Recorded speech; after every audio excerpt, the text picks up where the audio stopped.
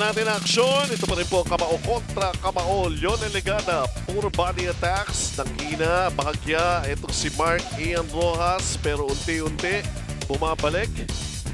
Ayan yung mga atake ni Lionel Legada. Si tries to corner. Itong si Mark Ian Rojas. Pero nakikita ninyo, walang atrasan ito. Ganyan ang mga laban natin namin sa inyo dito sa pinakabagong boxing show sa telebisyon. Kamao kontra Kamao. Benji Santiago, kasama po si Dennis Principe, Lionel Legada, hangang-hanga sa kanya, si Denver Coelho. Pero napapalaban siya rito kay Mark Ian Rojas. Undefeated itong si Lionel Legada, pero threatened yung record niya yan sa pinapakita rito ni Mark Ian Rojas. 4 wins so far para kay Legada. Dalawa ron na out wins. And here we go again. Walang pinag-iwanan sa nakaraang round. Number 4 na tayo ngayon. Patuloy pa rin ang mga body attacks si Lionel Legada. Magaling tumukod sa katawan nito. Alalahanin natin, back in round number 2, dumudugo. Ayan, dumudugo na naman yung ilong ni Lionel Legada. Ayun na naman, iniinda ni Rojas yung mga body blows na yun. Pero nakita nyo yan, Sige, ibigay mo kung anong gusto mong ibigay. Pag ako nagbigay, tanggapin mo rin. Yung kaliwa naman ni Rojas ang problema nito si Legada. Madalas tumulusot yung left straight.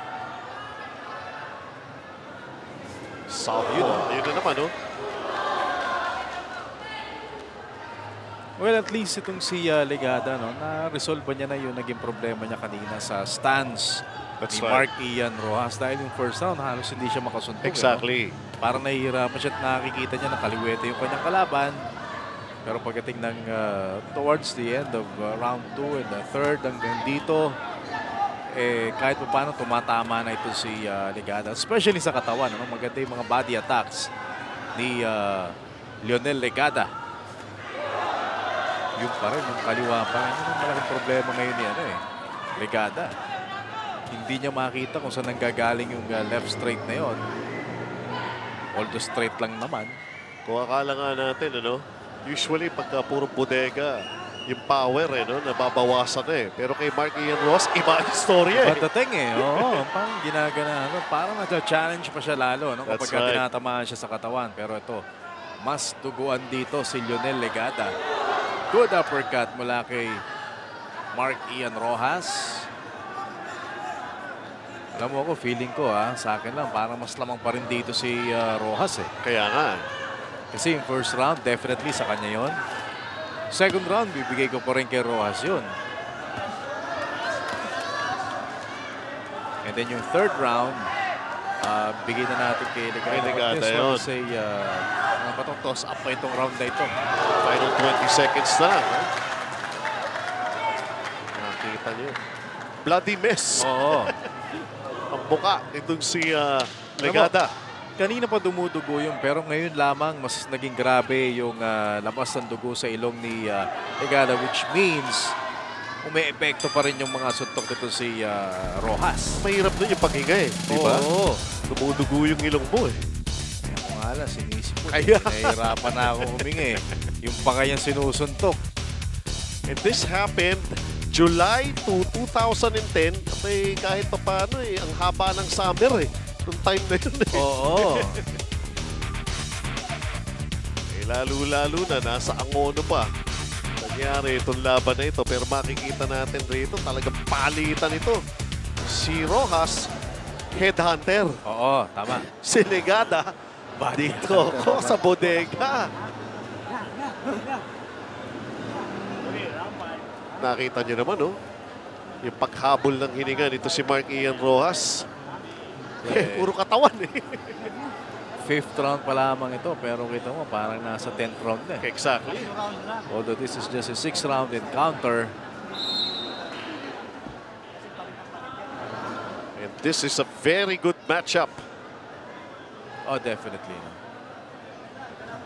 Dapat i-comment natin yung matchmaker nitong laban na to. Baka makahanap din ng mapapangasawa mo, Dennis. Oo nga, no? Si Sino ba matchmaker na ito? Matchmaker. Mahusay eh. Kaso boxer din bibigyan. Boxer na bibigay sa'yo. Yun na. Round number 5 na po tayo. Scheduled for 6. Very, very close fight between these two fighters. Naka-black trunks po si Lionel Legada. And Laban dito kay Mark Ian Rojas. Entertaining fighter, Benji. Ano? Oo. Bihirang-bihira yung akapan. Wala pa kaya tayo nakita ko. Wala pa. Oh, ito na naman. Sa katawan na naman, umaatake si Legada. Bawi si Rojas. Ito talaga, exchange gift. Dating itong dalawang fighters na ito. Pagdikitan lamang yung Legada. Eh, no? Oo. Pero pagka nagka-distansya ng konting diskarte, mas lamang itong si Rojas. Kasi sa dikitan, nakakapasok yung mga atake sa katawan ni Legada. Ayun o. Yun yung may distansya sinasabi Comfort zone natin. ni ano yun eh. Ni Mark Rojas eh, no? Oo. May distansya ng konti. Pero to, pag nagkatikitan, yun ang problema niya. Pero grabe ang kondisyon nitong dalawang boxers na ito. Wala pa pong bumabagsak ha. Dito sa ating dalawang boksingero on top of the ring. Lionel Legada. Tuguan ang ilong nito. Ang hirap huminga niyan. Pero yung isa naman, bodega, ang inaabot sa kanya, ay mahirap din huminga yun. Oo. Ayan na naman yung kanan. Oo.